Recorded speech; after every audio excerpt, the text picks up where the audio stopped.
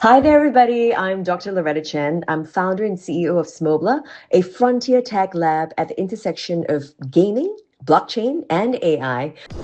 There are no typical days. There are definitely no typical weeks. In fact, I'll be jumping on a plane and going back home to Hawaii. So every day is different. But I will say what is constant is, my fitness. No matter how busy the day gets, and in fact, because the day gets busy and chaotic and different, I always start every day with exercise. So if my earliest meeting starts at 9, then I'll wake up at 5:30 in the morning to get 2 hours of my exercise in. Hopefully get some recovery in as well. So I think there are no typical days, but how I ground it in habit and routine is to always start my day with fitness. Great question. I think that Singapore makes us feel that we are ingenious and we can create. Every time I come back to Singapore, I'm just so inspired by, there's a quote in Shakespeare, what an infinite work of art man is, and women, right? That we can create, we can imagine. If you can think, you can imagine, you can create. But when I'm back in my now island home, Hawaii, I'm reminded that what is even more powerful is Mother Nature. I mean, if you think about just the biggest existential crisis that we're all facing in the world today, it is climate change. And so when I'm back in a place at Hawaii, I am reminded of just how powerful nature is. When you're by the oceans and the mountains, you're reminded that all of this has come way before we have. And I'm reminded of humility, being grateful, and being able to really exercise conscious living. Oh yeah, great question.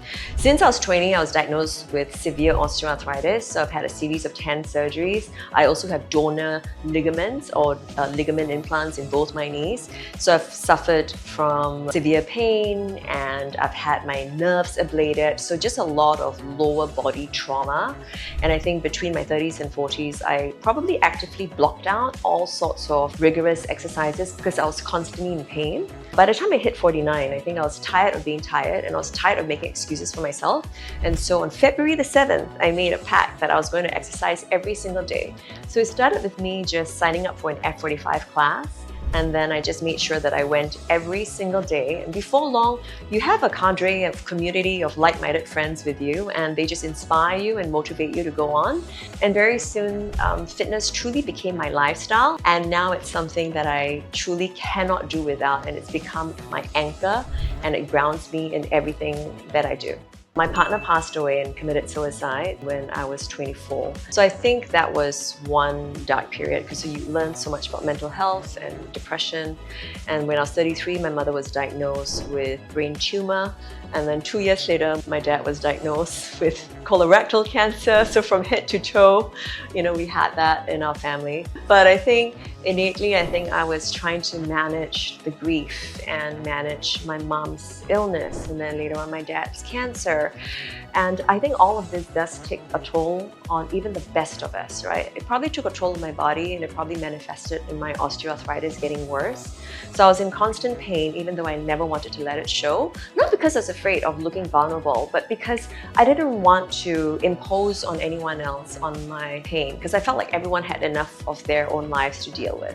So I just kept taking on more and more, caring for my family, caring for my business, caring for my community. And like I said, what became something that I could openly manifest was my constant knee pain. And so really, when I was 49, I decided that I just really wanted to take the time to truly invest in rehabbing my knee, taking time for myself, and that truly made a difference. I still feel pain every single day because it's bone-on-bone arthritis. But what's become so much more manageable is that overall my body tone has become better, I have better muscle tone, I just feel so much better. So the link between mental health, mental wellness, and your physicality, there's so much intrinsic connection between the two. So you take care of mental health, your physical health will be better. You take care of the physical health, your mental wellness will be better. So, it's not either or. You truly need to take care of both.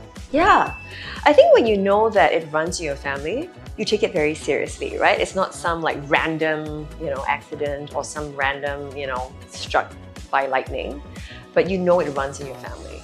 So you also know that given the kind of tools that we have today, the kind of information on our fingertips, that we must take our health and wellness seriously. And that if we don't, we become a tax on society, on our friends, in our family. You become a burden on them if you are not well.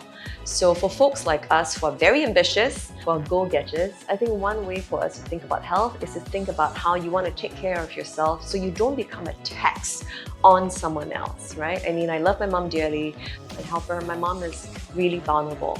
So having that visual image at home every day makes me realize that I want to age better than my mother. If my mother has shown me anything about old age, she's happily demented, by the way, so I'm very thankful for that. But if she shows me everything, aside from her aging with grace and with joy, she has shown me a version of myself that I know I don't want to be. I want to be joyful and kind and courageous like her, but I don't want to be wheelchair bound. I don't want to be a tax on someone else, right? And so that keeps me going.